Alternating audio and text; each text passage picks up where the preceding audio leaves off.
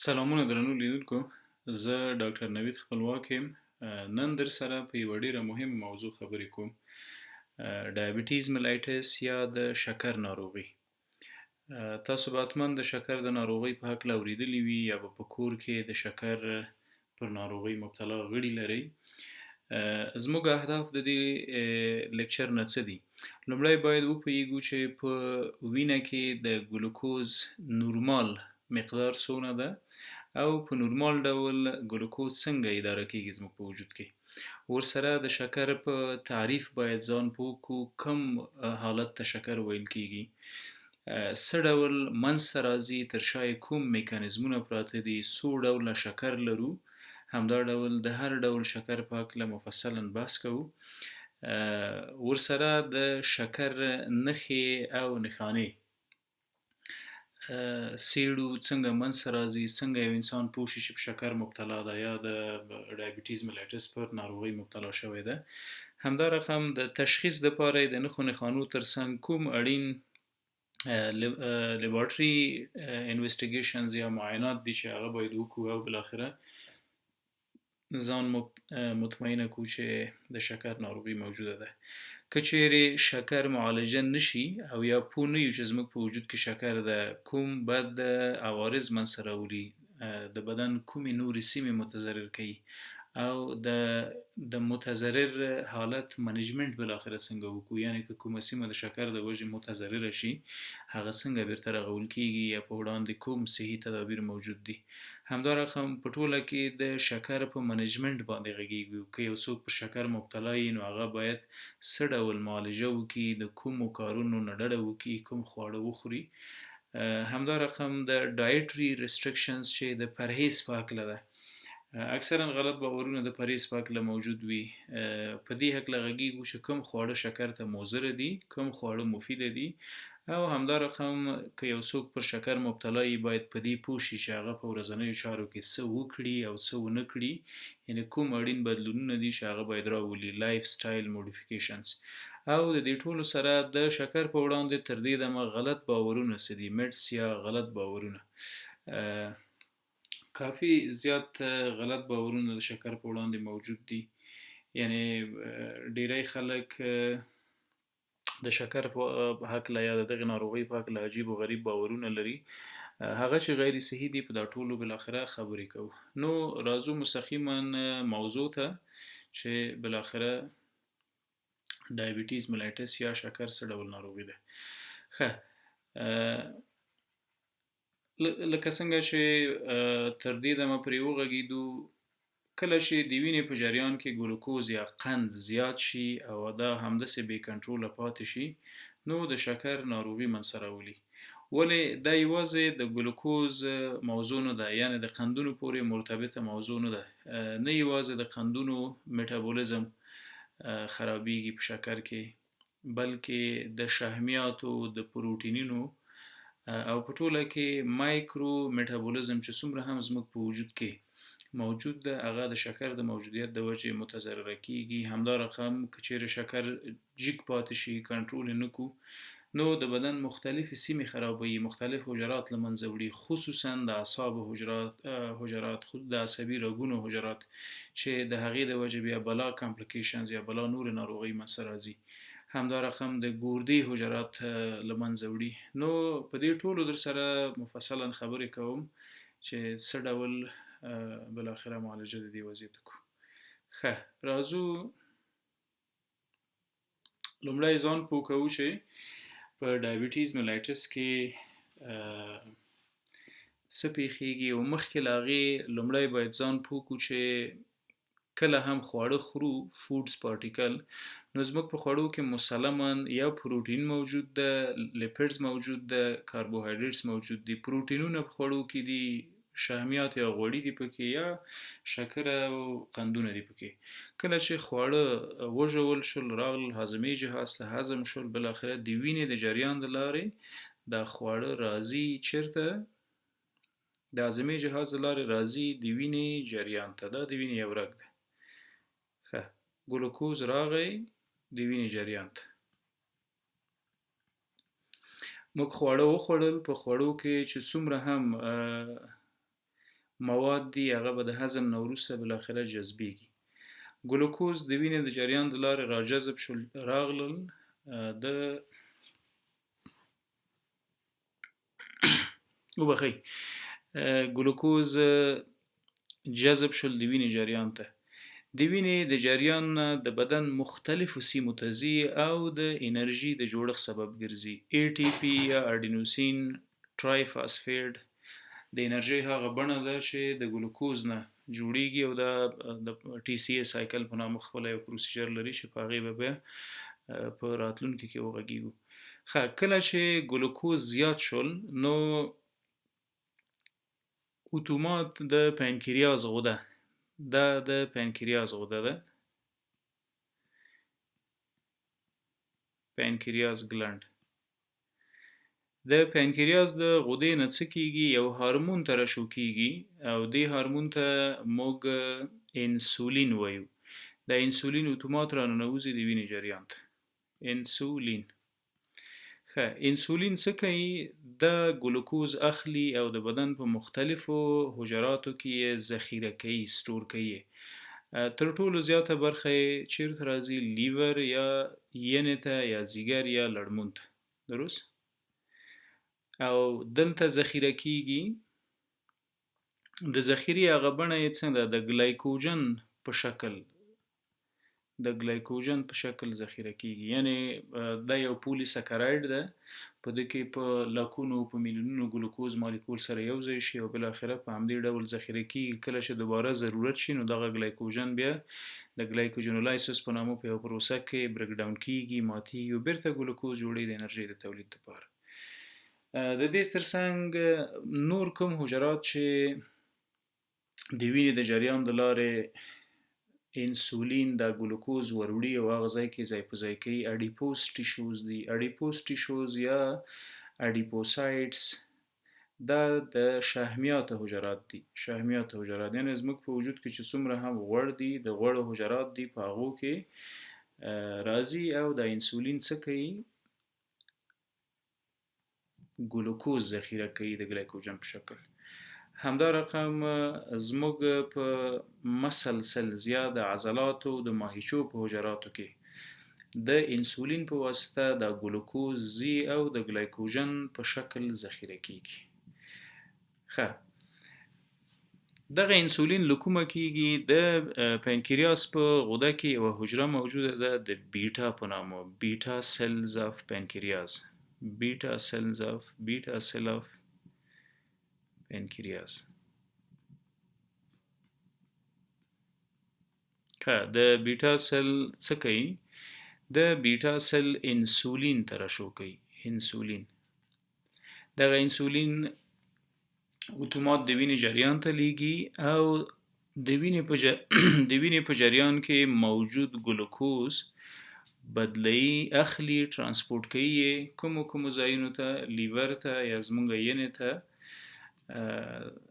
د شحمیاتو انساجو حجراتو ته اډیپوس سلز یا اډیپوسایټس همدا رقم مسل سلز یا زموږ د ماهیچو او د عضلاتو حجراتو ته وړي هغه ځای کې د ګلایکوجن په نامه ذخیره کوي.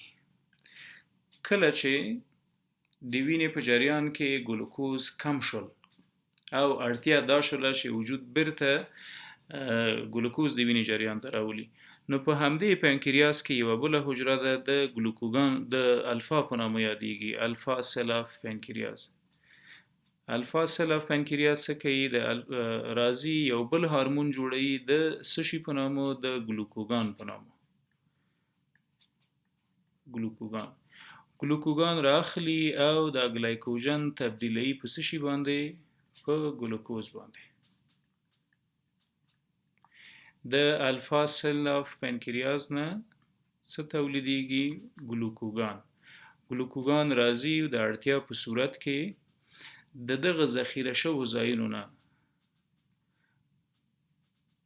ګلایکوجن ماتوي او د ګلوکوز په مالیکول تبدیلوي. دغه ګلوکوز بیا حجراتو ته ورځي په ساربیټول او فرکتوز تبدیلیږي او بالاخره د انرژي د تولید موضوع مخکې بیایي. کله شکر بالاخره منځ راځي. دا نقطه ډیره مهمه ده. راځو شکر کله منځ راځي؟ کله چې دغه د انسولین جوړښت ونشي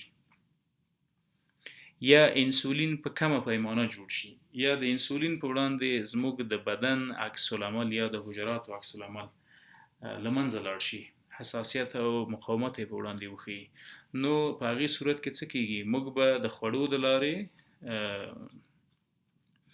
ګلوکوز اخلو، راځو هضموو به یې، د هضم نه وروسته به راځي داسې د وینې جریان ته، د وینې په جریان کې به زیاتیږي او هلته به انسولین نه وي موجود، ځکه د بیټا سلې نه جوړوي یا یې کم جوړوي یا کومه بله معضله ده چې په هغې وروسته غږیږو، نو ورو ورو ګلوکوز په وجود کې زیاتیږي، چې څومره هم زیات شي که غیر نورمال کچې ته ورسید نو په هغې صورت کې کنټرول حتمي ده، ګنې د بدن نورې سیمې او نور حجرات هم متضرره کوي.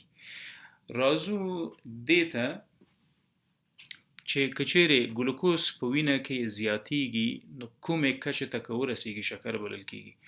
ګورئ کله چې موږ سهار د خوبه راجګیږو له 80 ملي ګرامه پر ډیسي لیټر نه واخله تر 100 ملي ګرامه پر ډیسي لیټر که زموږ د وینې په جریان کې ګلوکوز وي نو دا نورمال اندازه ده. کله چې ډوډۍ وخورو او 2 ساعته بعد خپل شکر وګورو، ډوډۍ وخورو او 2 ساعته بعد خپل شکر وګورو، نو باید 140 ملي ګرامه پر ډیسي لیټر وي، 140 ملي ګرامه پر ډیسي لیټر. دې ته وایي پوست پرنډایل ګلوکوز. پوست پرنډایل ګلوکوز څه معنی؟ یعنی 2 ساعته تقریبا د ډوډۍ د خوراک نه وروسته د ګلوکوز جذبېدل وینې ته پرنډایل باید څونه وي؟ د 140 ملي ګرام نه واخله پر ډیسي لیټر تر 200 ملي ګرام پر ډیسي لیټر باید وي، 200 ملي ګرام پر ډیسي لیټر. که چیرې په نهره زموږ شکر د 100 د 110 نه جګیږي تر 126 ورسیږي نو دا د خطر ساحه ده. که چیرې د ډوډۍ د خوراک نه وروسته زموږ شکر له 200 نه جګیږي نو دا په شکر مبتلا وضعیت ده. د 150 او 200 ترمنځ کې وي نو دا ورو ورو شکر ته ورتلونکی وضعیت ده، چې په دې صورت کې باید مریض خپل لاس په کار شي، ورزش او پرهیز وکړي او د دې وضعیت نه ځان وباسي. نو معنا څه ده؟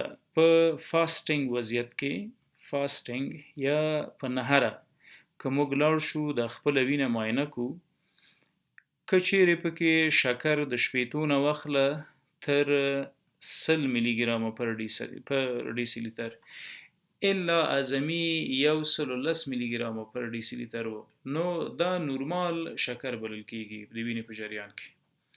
که چیرې په فاسټینګ یا په نهره موږ شکر معاینه که او دا راغی د 110 نه تر 126 ملي ګرامه پر ډیسي لیټر نو دا پری ډایبټیک ده، دغه انسان د شکر د خطر سره مواجه ده. که چیرې خپل تدابیر ونه نیسي، د ریسک یا د خطر فاکتورونه له منځه وینیسي، نو دا په شکر مبتلا کیږي. که چیرې په فاسټینګ کې یا په نهره موږ خپل شکر ولیده او هغه د 126 ملي ګرامه پر ډیسي لیټر نه زیات و، نو دلته ده چې متاسفانه په شکر مبتلا شوي وي، یا 126 یا تر 126 ته زیات. نو په شکر مبتلا شوي یو باید خپله معالجه شروع کړو تر څو د شکر له وجې نور جانبي عوارض یا کامپلیکیشن منځته رانشي. همدا ډول که موږ ډوډۍ وخوړله او په مړه ګېډه مو د خپل شکر معاینه کوو نو څه به ګورو؟ که چیرې د 140 نه 140 ملي ګرامه پر ډیسي لیټر نه الا 180 الا 190 ملي ګرامه پر ډیسي لیټر. که چیرې د ګلوکوز مقدار وو نو او بار بار په همدې پیمانه راته له 200 نه کراس نه کوو نو موږ په پری ډایبټیک وضعیت کې یو، یعنی د خطر ساحې ته ورننو شوي یو. باید د حداقل د شکر د موجودیت لپاره هغه اسباب پیدا کړو او معالجه یې کړو. که چیرې له 200 نه یعنی رندم بلډ ګلوکوز یعنی بعد له ډوډۍ که وګورو او دا له 200 نه جګ راغلی وي، په هغې صورت کې موږ په شکر مبتلا شوي یو او باید خپل د شکر د معالجې لپاره خپل تدابیر ونیسو.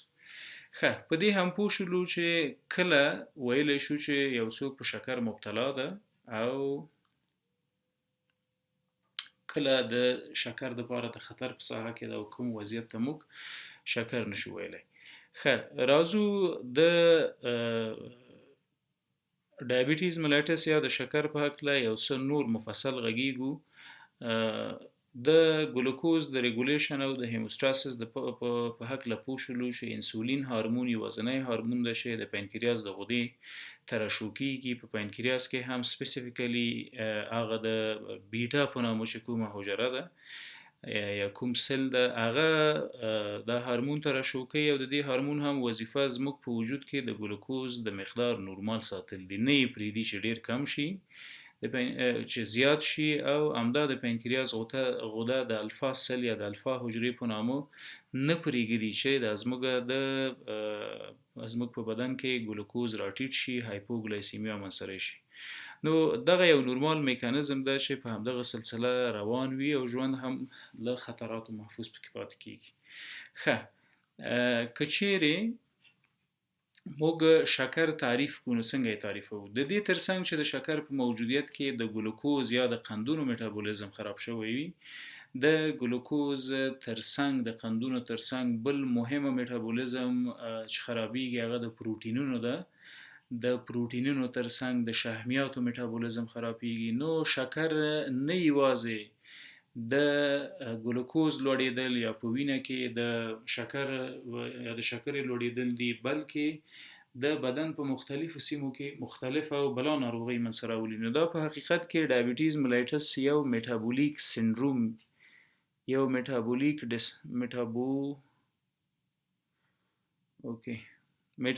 ډیسارډرز دي. میټابولیک ډیسارډر څه معنی؟ څو مختلفې عارضې یوځای کیږي او د شکر په نامه دوام کوي. میټابولیک ډیسارډرز. ښه، په میټابولیک ډیسارډرز کې څه منځته راځي؟ د دې ترڅنګ چې په وینه کې د ګلوکوز مقدار زیاتیږي چې موږ ورته هایپرګلایسیمیا وایو چې وروسته په دې موضوع باندې مفصل غږیږو. هایپر زیات ګلایسیمیا په وینه کې ګلوکوز، یعنی کله چې د وینې په جریان کې د ګلوکوز مقدار زیات شي دې ته وایي هایپرګلایسیمیا یا د شکر ناروغي. همدا رقم بل میټابولیک تکلیف چې په دې د شکر په موجودیت کې حتمی او منځته راځي هغه ډیسلیپیډیمیا ده. ډیسلیپیډیمیا یا د شحمیاتو غیر نورمال میټابولیزم، همدا رقم د پروټینونو غیر نورمال میټابولیزم، صحیح، ډسټرب پروټین میټابولیزم، دا ټول په شکر کې منځته راځي. ډسټربډ پروټین میټابولیزم. څنګه د شحمیاتو موضوع پکې داخله ده؟ ګورئ، کله چې ګلوکوز د وینې په جریان کې زیات وو او داخل د حجرې ته نشو ورتللی، په حجراتو کې د دغه ګلوکوز ذخیره نه کېدله، نو طبعا بدن د انرژۍ د تولید لپاره یوه بله لاره باید وګوري او هغه د پروټینونو د امینو اسیډز او د شحمیاتو لاره ده. نو اتومات راځي ډیسلیپیډیمیا منځته راځي، لایپولایسیس یا د لیپیډز یا د شحمیاتو بریک ډاون ماتېدل منځته راځي او دلته یوه بله مرجع د انرژۍ د تولید لپاره بدن استفاده کوي چې دا بیا خپل مسولیتونه او خپل عوارض هم لري. کله چې زیات لیپیډز یا اډیپوز ټیشوز مات شي، بریک ډاون وکړي، د دې په خاطر چې بدن ته انرژي تولید شي او هغه ګلایکوجن چې پکې ذخیره شوی و هغه ترېنه راوباسي، نو دا بالاخره د وزن د کمیدو سبب ګرځي. پروټیولایسیس یا د پروټینونو ماتېدلو او تجزیه کېدل دا هم د وزن د کمبود سبب ګرځي. نو په ټوله کې د وزن کمبود، د وزن ډیروالی، د شحمیاتو خراب میټابولیزم، خصوصا موږ په شحمیاتو کې څو ډوله شحم لرو. تر ټولو ښه شحم یا ګټور شحم چې HDL دی، های ډنسټي لایپوپروټین، په شکر کې کمیږي بدبختانه ولې کم چې موزر دي لو ډنسټي لایپوپروټین یا LDL او ویری لو ډنسټي یا VLDL دا زیاتیږي او بل اخر رسوب کوي په داخل د رګونو کې او د رګونو د بندیدو سبب ګرځي چې بل اخر په قلب کې سکته او په مغزو کې سکته او په مختلفو ځایونو کې د زخمونو سبب ګرځي همدا رقم په پروتینونو کې څه کیږي کله چې انرژي مرجع ګلوکوز نه وي او پروتین نه وي نو امینو اسید جوړیږي امینو اسید کوم حجرات دي کوم مواد دي دا امینو اسید سره یو ځای کیږي او پولیپپټایډز باندونه او پروتینونه سره جوړي نو دا په خپل د انرژي تولید کوي ګرځي پروتینونه ماتيږي او بل اخر په بدن کې بلا مختلف ستونزې جوړوي نو شکر په ټوله کې کدا سه تعریف کو په حقیقت کې د شکر په موجودیت کې ګلوکوز په وینه کې زیاتیږي ولدا ایوازه ګلوکوز نه ده د ګلوکوز ترڅنګ د شحمیاتو میټابولیزم د پروتینونو میټابولیزم ټول بل اخره ګډوډ کیږي نو شکر په حقیقت کې یو میټابولیک سندروم ده چې نه یوازې د شحمیات د شکر او د کاربوهایډریټ یا د قندونو په کې میټابولیزم او تجزیه او تحلیل خرابېږي غیر نورماله کیږي بلکې د بدن د دوه نورو غذایی توکو میټابولیزم هم پکې خرابېږي ښه راځو موږ دوه ډوله شکر لرو DM یا ډایبټیز ملایټس په تعریف پوښو راځو ټایپونو ته موږ دوه ډوله شکر لرو یو ته وایو ټایپ 1 ډایبټیز ملایټس بل ته وایي ټایپ 2 ډایبټیز ملایټس ټایپ 1 په انسولین ولاړ ده انسولین ډیپندنت ډایبټیز ملایټس یا IDDM که په وجود کې انسولین و نو شکر نه ده که انسولین نه ول د بیټا سل جوړ نکړل نو ټایپ 1 ډایبټیز ملایټس من سره راځي چې دا معمولا په ینګ ایج کې وي یعنی په ځوانانو کې من سره راځي کوچنیو ماشومانو کې من سره راځي چې په دې وروسته غږیږي ولې موږ د ټایپ 1 ډایبټیز سره مخ کیږو ټایپ 2 یا دویم ډول ډایبټیز ته نان انسولین ډیپندنت ډایبټیز وایي یا NIDDM د انسولین د ترشحاتو سره کوم کار نه لري یعنی د بیټا سل انسولین پکې صحیح تولیدوي اما دغه انسولین خپل کار سرته نه رسوي ریسپټرونه بلاک دي اخیزې بند دي داخل د حجرې ته نه ځي او کوم خاص فعالیت د ګلوکوز د کنټرول لپاره نه کوي ټایپ 2 ډایبټیز معمولا له 15 کلنۍ نه واخله تر پورته عمرونو پورې من سره راځي ولې کېدلی شي چې په لاندې کوچنیو عمرونو کې هم من سره راشي چې په هغې باندې بیا حتما وروسته غږیږو ښه څه کېږي بالاخره په ډایبټیز په ټایپ 1 ډایبټیز او په ټایپ 2 ډایبټیز ملایټس کې ګورئ دا د پانکریاس غده ده که موږ د پانکریاس غده د مایکروسکوپ لاندې یو کوچنی بخش د مایکروسکوپ لاندې وګورو نو دغسې یو ساختمان سره پکې مخ کیږو په اگزوکراین پانکریاس کې د آیسلیټ اف لنګرهان په نامه یو ځای موجود ده یا د لنګرهان د حجراتو جزایر چې ورته وایي آیسلیټ اف لنګرهان آیسلیټ اف لنګرهان کې حجرات موجود دي چې یو پکې بیټا سلز یا د بیټا حجره ده درست دغه د بیټا حجره یا بیټا سلز وظیفه د هورمون جوړول دي خصوصا کوم هورمون انسولین هورمون کله چې د بدن دفاعي سیستم زموږ په بیټا سل یا د بیټا په حجره باندې حمله وکړي نو دغه حملاتو په ترڅ کې د بیټا سل له منځه ځي چې کله له منځه لاړه نو انسولین نه جوړیږي کله چې د انسولین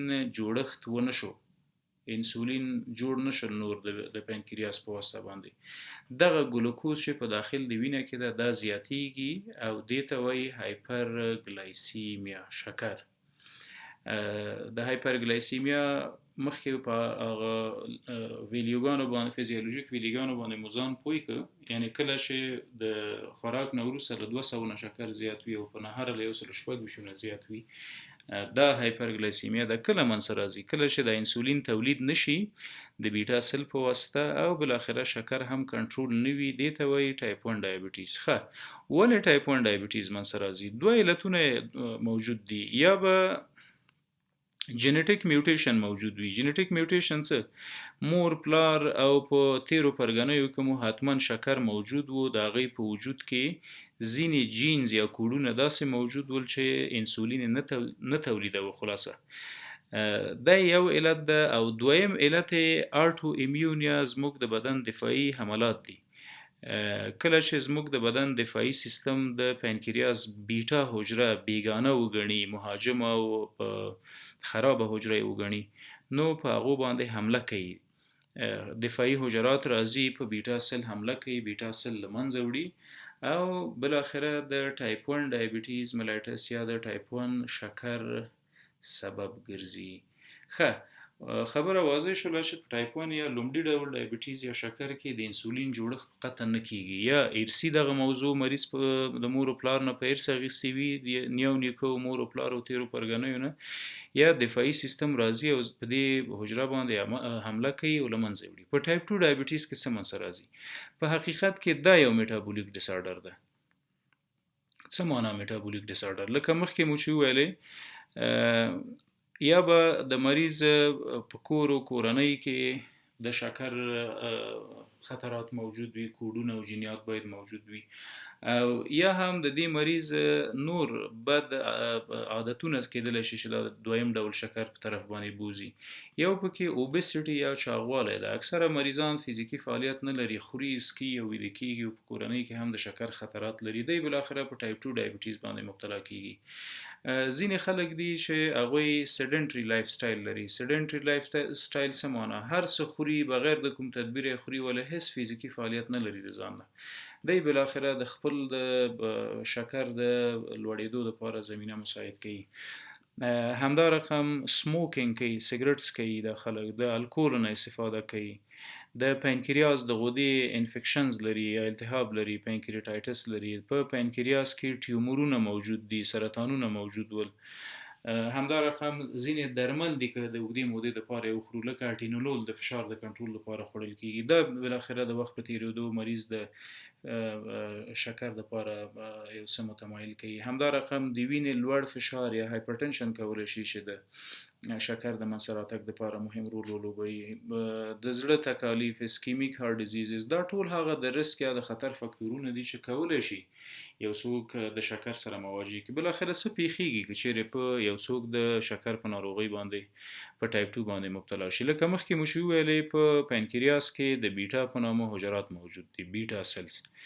دغه بیټا سلز یا د انسولین کم ترشح کوي، ډیکریز انسولین سیکریشن، انسولین ډیر کم ترشح کوي، ځکه په داخل د حجره کې هغه مخصوص پروتین چې انسولین ورته وایي هغه کم موجود ده.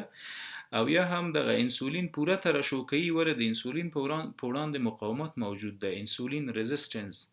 څه معنا لري انسولین ريزिस्टेंस؟ ګورئ کله چې انسولین د پنکریاس په واسطه باندې ترشح شو، د وینې جریان ته راغی، د وینې د جریان نه دغه انسولین زی د بدن مختلفو حجراتو ته. دغلته د موضوع تعقیبوم. کله چې انسولین د وینې جریان ته راغی، د وینې د جریان د لارې دا فرضاً د وینې رګ ده او په ده کې هم موږ لرو انسولین. درست؟ دغه انسولین له کوم ځای نه راغلل؟ د پنکریاس له غدې نه راغلل انسولین. دغه انسولین د پنکریاس له غدې نه د بدن مختلفو حجراتو ته ورځي او په هر حجره کې فرضاً داسې فکر وکړئ دا د